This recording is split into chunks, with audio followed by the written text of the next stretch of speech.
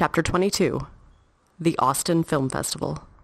You guys look like you were really having fun up there. The 3 weeks between the Middle East screening and flying to Austin were relatively quiet, as I worked slowly on a How Are We Volume 2 Blu-ray. Despite my tested knowledge that no one wants optical media, I continue to commit most of my work to Blu-rays, and because the podcasts have produced such a great deal of non-feature film content, they've become good places to house works like animations, short films, unreleased production stills, etc. John Hunt, for instance, had found a treasure trove of stills from our days as young teen filmmakers in 2001, with which we provided a fun slideshow and commentary for the Blu-ray. Planning the Austin trip proved to be a little stressful, as I juggled flight numbers, hotel numbers, rental car confirmations, and a carefully planned schedule of our screenings and other events at the conference. As far as communication with the festival administration went, AFF is top-notch. They prompted me daily for a list of deliverables and for various options I had. 2 free badges were available to each film, which gained us free access to all festival movies and events. Those badges went to Geoff and I, which for the average person would have cost nearly $600. Any additional people associated with the film could purchase a producer's badge for half off, so Nina opted to do that, not wanting to separate from me if I wanted to use my badge. No one else had badges, but Geoff and I were able to hand out 10 free passes to our screenings, which after a great deal of planning and thought, was a perfect number based on the intended attendance of our friends and family.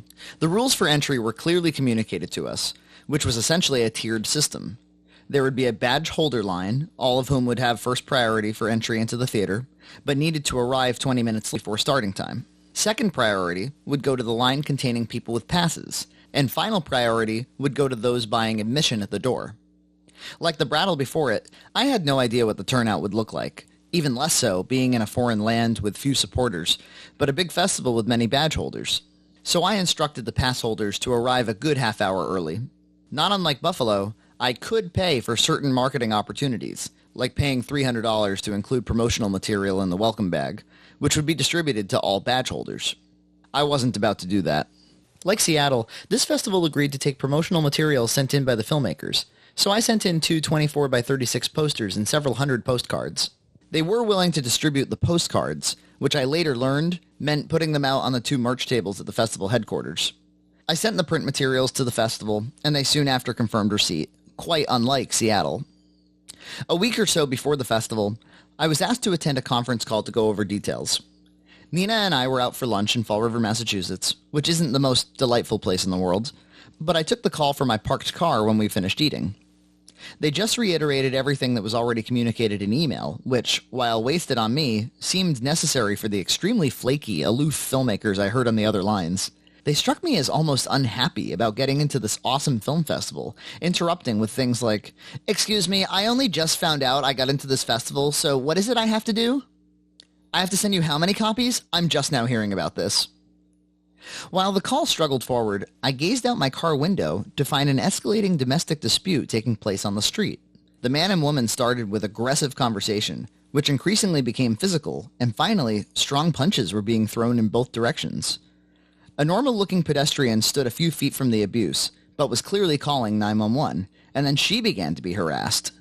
I muted my phone and drove a few blocks over, anxiously waiting for this ridiculous phone call to end so I could call 911, if only to contribute to other calls. By the time I connected with the emergency dispatcher, they were all too aware and shooed me away. As part of the online welcome packet for filmmakers, I was provided a list of local press that might be interested in spotlighting certain filmmakers and was encouraged to reach out. Geoff sent around a press release, but we got no bites. As the days ticked down, I emailed the AFF press person in a bit of a panic, fearing a non-turnout if we weren't able to market this film to some extent.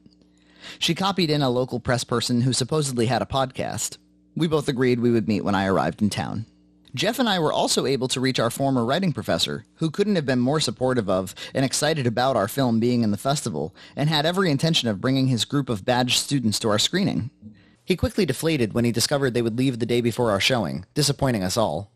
Still, he wanted us to speak to his students and screen the movie, which now meant I was going to screen this thing 3 times during my stay in Austin. If I wasn't tired of it by now, I would be by the end of the trip. And after jumping a few hoops, we were able to arrange for a DVD screening in his hotel suite. Additionally, he looped us into all communication with his students, inviting us to all of their events, including a meet and greet with Breaking Bad co-executive producer and Better Call Saul co-creator Peter Gould. I gleefully accepted. Nina and I hit the ground running when we arrived in Texas. We noticed an Austin Film Festival table in the airport, flagging down arriving filmmakers, which was an immediate sign of affirmation. We rushed over to the Driscoll Hotel several blocks away, where the festival had a major presence, inhabiting 2 large lobbies filled with registration tables, schedules, merchandise, and a nice big stack of having fun up there postcards. I asked where the posters were, which, like Seattle, cost a pretty penny to print, and was informed I would find them at the screening venues. An hour later, Nina and I were sitting in a room with my former professor, his bright-eyed youngsters, and Peter Gould, who was every bit as smart, insightful, and entertaining as the show he pens. Getting to ask a few questions and interact with someone I admire to that extent was a highlight of the entire having fun up there experience. When we were shooting, we all watched the Breaking Bad finale, and I wished I could be so great. Still nowhere near it, my film was screening at a festival in which I got to discuss writing with one of the most prominent creative voices from that series. Once again, folks, poetry. We united with Kyle and Hannah, who were now essentially dating, and enjoyed a rooftop Mexican meal in the Texas sun. As it grew dark, we visited the Deborah and Kevin Rollins Studio Theater, where we were first scheduled to screen. I looked around for any sign of my poster, but there was none. I asked the very young festival staff for help, and they had no idea, calling festival headquarters for answers. The venue was more of a concert hall and performing arts center than a movie theater, and in that moment, because it was Halloween, a concert of spooky sounds and music was in progress. A mom emerged with her child and gave us their tickets, saying it was far too spooky for her kid. There weren't enough for all of us, and as we looked upon the Austin skyline from the top of the outdoor landing of the Art Center, I received a phone call from one of the festival coordinators. From his quick and sharp tone, someone must have told him I was being fussy or crazy, because he was prepared to shut me down. The posters will be at their respective venues on the nights they screen. Oh, all right, but that's not going to market the screening. It's just going to be decoration for the screening, right? Quite. With few more words, we were off the phone, and I forever learned my lesson. When a festival offers to hang your posters or distribute your postcards, don't bother with the posters. They're expensive and almost always mishandled. The postcards, on the other hand, are cheap and plentiful, and can be a useful tool in advertising your screening in stores and restaurants whose clientele might notice or care. Bottom line moving forward, yes to postcards, no to posters. Early the next morning, Nina and I connected with Geoff and enjoyed some of the tastiest pancakes of my life from the Kirby Lane Cafe on South Lamar. Peanut butter banana Nutella for me, the vegan special for Nina. Despite my carefully planned itinerary of festival seminars, we attended one an hour later and no others after that. It was a talk by the CEO and founder of crowdfunding distribution website Seed and Spark, the central theme being that successful crowdfunding doesn't only mean raising your goal money and cashing the check, but building a fan base that follows you through production and to distribution.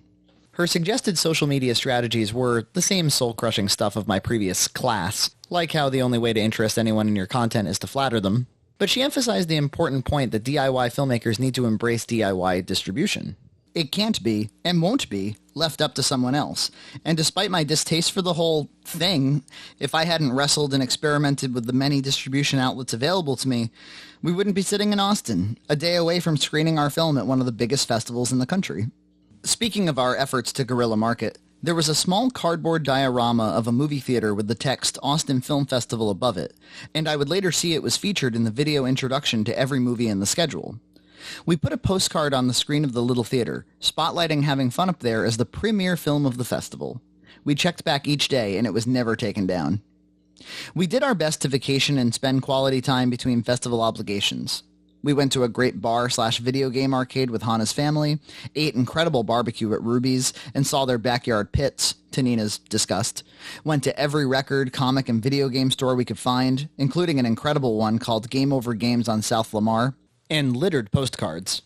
My parents arrived the day after Nina and I, and stayed at a Days Inn near our second venue, the Galaxy Highland. We picked them up and visited that theater, catching several dozen people in line to another movie. We worked it and encouraged them to come to our screening, postcards in tow. During this, Geoff attended the awards luncheon, of which only one person per film was invited, and they prefer it to be the writer. He noted that he sat awkwardly with others, not feeling particularly social, but creator of Mad Men Matthew Weiner was the speaker. The Comedy Vanguard Award winner was not us. It went to one of the other 5 people in the category. Later that day, Geoff visited the high school classroom of one of his Austin-based friends and talked movie writing with them. From what I could tell, they were enamored, further evidenced by one of them buying a Blu-ray off the website, expressing in an email that words cannot express my feelings for this film. I never expected this story about a musician in his late 30s to resonate with a high schooler, but when I was 17, I was already having artistic crises, so maybe it has that appeal. The morning of the first screening began with our hotel showing of the movie to our professor and his pupils.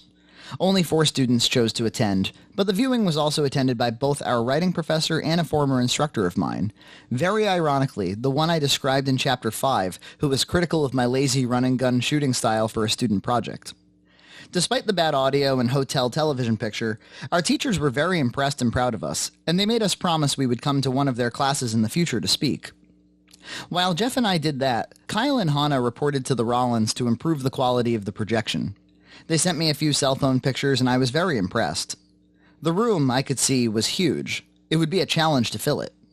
The AFF website published a schedule that festival attendees could sign up for, on an event-by-event basis. The first screening of Having Fun Up There, a Sunday night at 9:30 p.m., promised 38 attendees, which I could live with. I wanted to lock in as many viewers as possible, of course, so I tried to connect with the podcaster I was pointed to previously. She was simply bizarre, telling me she had to cancel because her videographer wasn't available, and she only does her shows on YouTube so that they'll go viral. Having very little information about her actual fan base and the likelihood that she would be any help to the screening, I offered to shoot it and upload it ourselves. Enthusiastically, she agreed, saying that she wanted to help first-time filmmakers like us, because we were the dreamers of tomorrow. We would meet at 1 p.m. at the Driscoll. I grabbed lunch with Nina, Kyle, Hannah, and Geoff, and briefed them on how potentially strange and useless this press visit might prove. When 1 p.m. came, we didn't know where to find her in the hotel, so we hung out near the designated press room, where they have one of those nifty festival backdrops and photographers. When she found us, the others got a front row view of her eccentric and polite condescension. Decked out in a fluffy white blouse, she assumed that we had our hearts set on using the press room, so she blew past us, spoke to someone, and broke the great news to us. We're all going to wait another hour, and even though our interview won't be published or considered real press, she's going to offer us the real-world experience of being interviewed by a real-life interviewer. Somehow we agreed to this, and wandered the streets for another hour, but not before I texted her a link to the trailer. Until then, she didn't even know the title of the film or the simplest synopsis.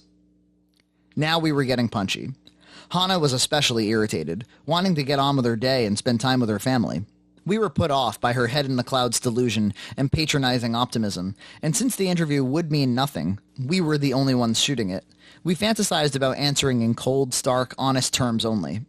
We laughed about how she kept using the term dreamers, and eventually linked it to the famous quote from This Is Spinal Tap. When asked if he couldn't play music, what would he do? Michael McKean's character answers, "I'd be a full-time dreamer."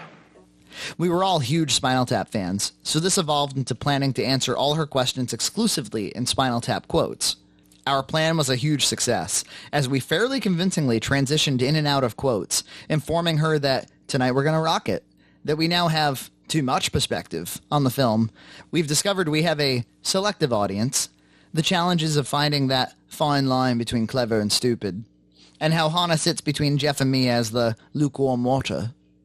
Our personal favorite was, when asked what we want from the audience, Hannah answered, "Not a dry seat in the house." Our interviewer announced that she would be at the screening, and she even mentioned we could follow up with something on the radio the next morning, and absolutely none of that happened. We never saw or heard from her again. My parents, Nina, and I attended a screening at the Rollins directly before ours. It was an excellent documentary about the Barkley Marathons, a secret foot race in the mountains of Tennessee, considered one of the hardest running trails in the country. The crowd was absolutely packed, and I couldn't help but notice their poster had been hanging in the lobby for days. Moreover, the special interest documentary brought in athletes, runners, hikers, and general intrigue that I could never expect my film to garner. It also happened to be the weekend of the Rock and Roll Half Marathon in Austin. The aforementioned line policy was closely and strictly observed in managing the crowd that bought tickets to the Barkley Marathons. It was time for the big screening, and my anxiety climbed as almost no one who wasn't a personal supporter showed up. The poster was in the lobby, however, as promised, down a few feet from the still prominent poster for the Barkley Marathons. The line policy was wasted on our poorly turned out movie, and I sarcastically joked that they should dismantle the ropes they made for lines and just start seating people. Once in the theater, the expected 38 looked more like 17. My self-esteem started dipping, and I began to dread the next 65 minutes, sitting through it with the grown-up equivalent of a pout. Bonica and many of Jeff's friends were in attendance, however, and that was something to be happy about. When we did our Q&A, for which even fewer people stayed, Bonica took a few of her patently awesome photographs, which, despite the low turnout, I was very grateful to have. A memorable highlight was when we were asked for the worst jobs we've ever worked. Geoff told the classic story about an insane boss he had when working construction, and Kyle completely fabricated a profane and over-the-top job. Outside in the lobby, we were asked to vote for this or another film for the jury prize, which is when we discovered Jon Stewart of The Daily Show fame was debuting his first-time director film, Rosewater, at the festival, and there was great fanfare awaiting him in several days. We stopped casting votes for the film when we realized this. I later learned that the Barkley Marathons won the audience award. When quietly mulling around the lobby, a burned-out-looking Texan in his late 50s with a greasy ponytail and a vacant expression came up to Geoff and me to let us know there was nothing in the film he could relate to, just a lot of whining, and he found it, at the very least, bearable, because he tries to look on the bright side of things. Ignoring that completely, my mood tanked, as I became all at once discouraged by every failure and underwhelming moment in 15 hard-working years as a filmmaker. As I drove my parents back to the Days Inn, they didn't understand why I was so upset, and I quickly felt guilty for bringing them down when they had come all this way to be happy for their son. I lay awake in bed for hours and traded texts with Neil Murphy, a fellow filmmaker and friend I mentioned earlier, who has been a good and relatable ally when either of us are artistically discouraged. My depression was not so much due to the low turnout, but what it and other failures represented to me. Nina pointed out that if we want people to attend our screenings, we should give back and attend more festival showings, of which we had only attended one so far and had no other plans. As I thumbed through the program, almost every film was made by a celebrity, be it former SNL cast members, Al Pacino produced, or Jon Stewart himself. Even the Barkley Marathons was directed by the two head camera operators on Mad Men. And the fact is, that's how people vet whether or not they're going to see a film. Recognition. If it weren't, we wouldn't be in the franchise, reboot, prequel, sequel culture we find ourselves in, and admittedly, I'm sure I'm no better. On paper, would I have been likely to attend having fun up there? How do I know it's any good? Most films like it are bad, so why wouldn't this one be? Add to this the media saturation of YouTube, Netflix, pay per download from iTunes and Amazon. Why would anyone take a chance on something they don't recognize? Even in the case of the Barkley Marathons, the audience was made up by athletes. Documentaries on Netflix are very well viewed, probably because there's a smaller likelihood that you'll be disappointed. There's no acting or writing, really, to get wrong. Over more Kirby Lane pancakes the next morning, I dumped these feelings and more on Kyle and Hannah, kvetching about the amount of preparation that went into delivering materials and planning the trip, just to get a 17-person turnout as the return. I was genuinely discouraged to the point of wanting to give filmmaking a break for a while. Maybe a long while. Like the Seattle debacle, I was reminded that making the art has to be enough was the message of the film, baked into a monologue that came out of my mouth. For that to have been the case, I must have believed that to some extent, but I genuinely wondered if the yield I get from these projects is worth the effort put in. Most days, it feels like Troy McClure's juicer advertisement, in which you dump a bag of oranges into a juicer and get one drop of output. Kyle and Hannah also assured me that they went out afterward and the entire city was dead. I had to believe screening late on a Sunday night was the real issue. The rest of the day was dedicated to vacationing as we visited the LBJ Museum, complete with creepy animatronic, and went swimming at Barton Springs. With that, Hannah and Kyle flew back to Boston. Tuesday would be our second screening. The morning was spent hunting down an awkward but delicious vegan bakery for Nina, which looked more like someone's house than a bakery, followed by one of the few festival events we actually took part in, a meet and greet barbecue at Ruby's. I specifically wanted to go because it was hosted by Harrison, the original programmer who called me and accepted the film, and who I had to thank for being in the festival. We knocked back more delicious rubies and got on the road, this time to drive to Taylor, current home of Red Cow podcaster and copy editor Emily Brinkmeyer. We got in a fun and full day of picking up her adorable girls from school. Her oldest, 9 years old, was Andy, who seemed kind of interested in her old Uncle Frankie's filmmaking and art. Despite the language and adult themes, we thought it might be a nice treat to take her to the movie. Her two younger sisters were devastated when Andy got to drive away with us, and they had to stay behind with Grandpa. But, as the oldest child in the family, Andy had borne some of the emotional brunt of her parents' divorce and being uprooted by a cross-country move earlier in the year. She was due a big girl privilege. Andy got to join me for testing the projection, and I asked them to skip to a timecode I assumed would have my picture on it. Suddenly, she was in a real-life movie theater, and her friend Frankie was up on the big screen. We got her dinner nearby, where she pitched me an excellent-sounding movie in which she stars about how she's so smart and gets these magical powers, wing powers to fly with dragon wings, red dragon wings, and can have a horn like a unicorn to lift stuff up and the power to turn invisible and also be a pony. I encouraged her to network with and flatter my writer later in the evening when he shows up. Emily, Andy, Nina, Jeff, and I all sat in the back row. To my shock, the audience turnout was decent. It wasn't a crammed house, but it definitely looked to be somewhere between 30 and 50, and besides us, there were no other supporters. Our other Austinite friends were unavailable, and our Massachusetts friends and family had already flown home. Andy sat next to me, and from what we gleaned afterward, didn't recognize any of the swear words in the movie. The Q&A this time was just Jeff and I, and it was more relaxed and conversational, and I handed out free DVDs and books to those who asked questions. They were more engaged, asking interesting questions like, what are the challenges of shopping around a 65-minute film? In case you're wondering, dear reader, my experience is that our runtime hardly mattered to festival programmers. When programming a shorts and features mixed festival, which all our festivals were, it's always easier to program a shorter feature, because it means you can program one or several short films with it. The longer a feature is, the better it has to be to justify its programming slot. The next morning, I took Nina to the airport to fly home. Jeff and I were the last remaining Massachusetts residents in Austin and would enjoy 2 more days of vacation. Overnight, I received a few Blu-ray orders, presumably from attendees, and I rushed to the post office when I got back from the airport to fulfill them. I had a few extras in my bag. While on the town, Main Street was completely blocked off by some kind of huge promotional event. I convinced myself it was for the Jon Stewart film, but soon learned it was for NASCAR, a Red Bull-sponsored Formula One showcase of a prototype sedan. The highlight was when the car blew the national anthem pseudo-melodically out its engine.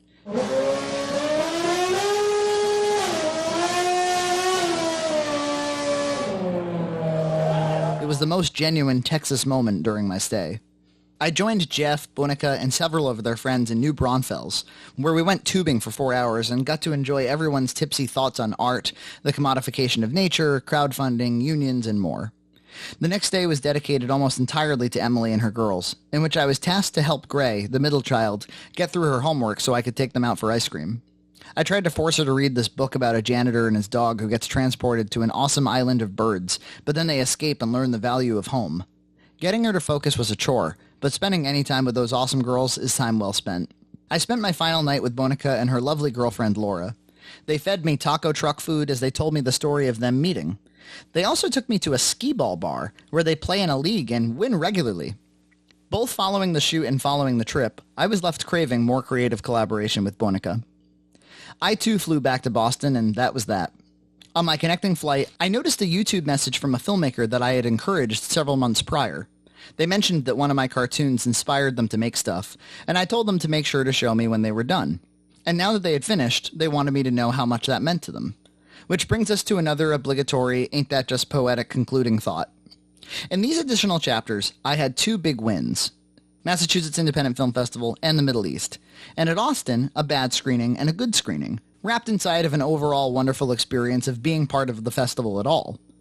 So how can I explain my emotional ups and downs? Do my goals for my art, like having a big turnout at my screenings or gaining reasonable distribution, get ahead of reality? When I make statements like, the art has to be enough, or adjust your dreams, am I full of it? I think it's pretty simple. If you spend months training for one race, and you end up running a poor race, whether by your own fault or due to circumstances, was the training completely wasted? Did you not get in shape, build community with fellow runners, and occupy your time with a positive goal and project? Are you now more likely to obtain your goal in a future race? The fact is, it would be false for me to say I make films with no expectations for their success. That success, as Rocky taught me so long ago, is defined any way I'd like, and in my case, I want interaction. I have a constant desire to express, and I want to be heard. When I feel like that communication is blocked or can't properly take place, I deflate. But man, it would be disingenuous to say this film was not heard, seen, felt, or experienced by anyone. It lived a full life, as full as I can expect. Some of my challenges are due to a saturation of media, as I mentioned previously. but I was so grateful this YouTuber reminded me that I encouraged him to not only make his art, but to also show it to me. For however much a saturated media culture disadvantages me, I balk at calls for more curation on places like YouTube. As much art as one can reasonably make in a lifetime is what I called for in Chapter 3, and I mean it. If that divides each one of our audiences into small fractions of slivers, so be it. It's more important that we all have outlets for our expression than anything else. Now, I find myself writing a cartoon per month for EJ Massa to animate, and we're having a blast. When I asked him what his goals are, he responded, "To make as many things for the internet as I can, forever. If that could be my job, great." Good outlook, EJ. I mean it. I'll conclude with a blurb from this bizarre, what am I supposed to take away from that, did he like it or didn't he, review, having fun up there received, from filminaustin.com. Austin Film Festival this year was really weak, but don't let that take away from what I'm about to say. Having fun up there was the best of the festival, and the best Q&A as well. I would like to call these guys the next great filmmakers, but they aren't, and that's okay. We need people to make the types of films that maybe a lot of people won't see. We need the truth in cinema, and this film was obviously made by a guy who doesn't want that happy ending. He wants to put the most honest look at art I've seen in a film. There is no happy ending. Life just gets worse. I'm so glad we're so inspirational.